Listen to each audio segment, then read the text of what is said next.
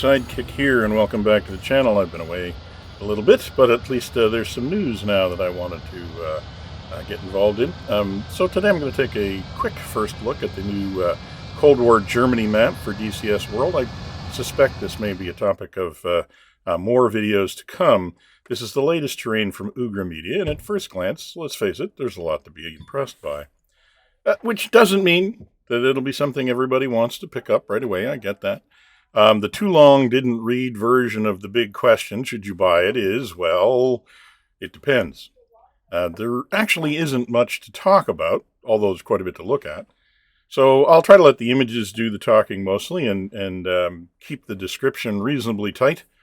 The situation is pretty much the same as the other recent releases. The map is in early access. It isn't complete. But if the completed parts of the map are interesting to you, for whatever reason, you may very well want to pick it up. If, on the other hand, you've been anxiously awaiting its release to see a specific region, you might be disappointed. Similarly, if you have a strong aversion to purchasing an incomplete product, and then trusting the developer to deliver on promises made and paid for, well, you might want to stay away then too. So I'll go through the map in a bit more detail. But before I do, let's also talk a little bit about how the map fits into DCS's larger plans, at least as far as I have any insight into them.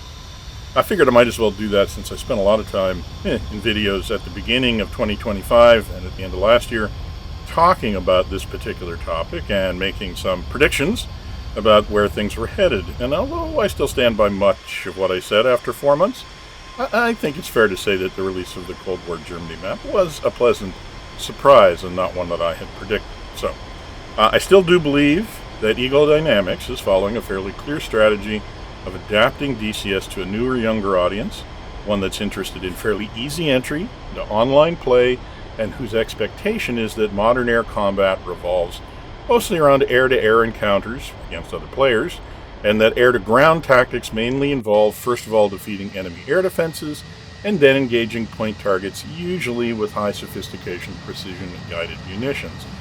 This audience naturally accepts or expects that the setting of the conflict will be Iraq or Afghanistan or maybe Syria. These players will want to start with something reasonably easy to fly, read F5, but will expect to progress by moving up to more sophisticated aircraft that use more sophisticated systems and powerful weapons, and the progression is earned by mastering the plane's various systems, not necessarily by improving basic airmanship. So I think most of the developments this year have pretty much followed that trajectory. There are some core game engine continues to improve, to evolve. New tools have been developed and introduced that are aimed at making the process of designing and flying new missions easier, and it's also been made easier to inject some random elements into missions without being an expert at writing code, so that players can play their own missions, with some amount of fog of war in place. Now, of course, what players really crave is an easy-to-enter, fully replayable dynamic campaign. I would be surprised if this isn't under development, but I'm not surprised that there has not been much news, since it's likely proving to be a difficult project, and making it work may very well require some extensive modification to the core engine. By the way, if you can hear in the background, my dog happens to agree with that opinion. So, that dynamic campaign is probably not going to be released until it's part of a major core engine upgrade. That's just a guess, but it's my guess. Now, Eagle Dynamics is not prepared to make any promises about that major core engine upgrade, although I'm sure it's in work, but it's obviously still too immature for them to even begin predicting when they might be rolling it out. So, the Cold War Germany map, though, represents a bit of an anomaly to this strategy. You'll recall that I predicted that Eagle Dynamics would continue to talk about more historical settings like World War II in the Pacific, maybe Vietnam, and the Cold War, in order to keep some of the most vocal elements of the community from, poisoning the atmosphere for new prospective players. I was not particularly hopeful that we would see a lot of tangible progress on these particular projects, and it looks like I was wrong. The Cold War Germany map is squarely on the most anticipated list for many experienced players, and it's also the natural home for some of the most popular and most anticipated modules in DCS. So it's a way of satisfying, or at least deflecting, significant parts of the commentariat. It's a natural choice. The open question, of course, is just how much effort will be going into it on an ongoing basis. I mean, is this an initial entry just to make people happy, or is this an actual beginning of a real project that will get continued and effort over the long term? We'll have to see. But let's talk about the Cold War Germany map in a bit more detail if you're interested. If you already have the map, or if you've seen some of the other videos, you may not be interested in this, but if you still are thinking about the map, I'll give you a little bit more detail here. Let's start with the obvious. The map is done to a very high standard, from the detailing of cities to the realism of the terrain. This is state-of-the-art work.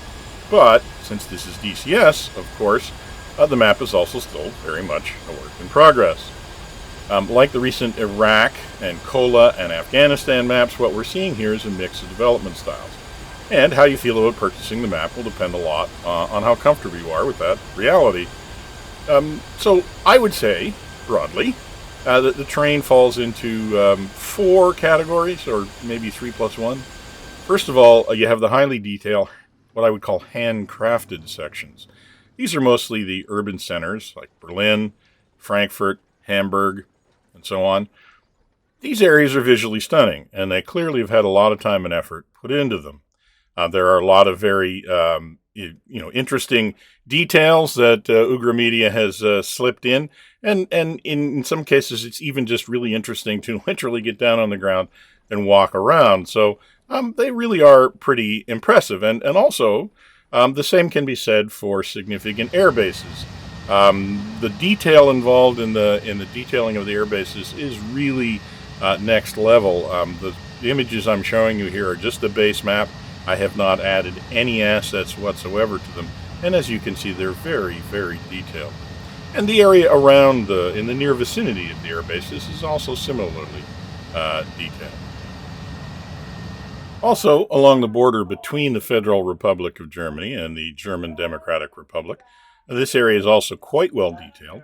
It includes a lot of military installations, including heliports that existed during the Cold War, but which have since disappeared. So, for someone without a lot of detailed local knowledge, I don't feel that I'll likely find myself short of opportunities on the map in its current condition. I don't think I'll be short of opportunities, to watch the balloon go up in a reasonably authentic session.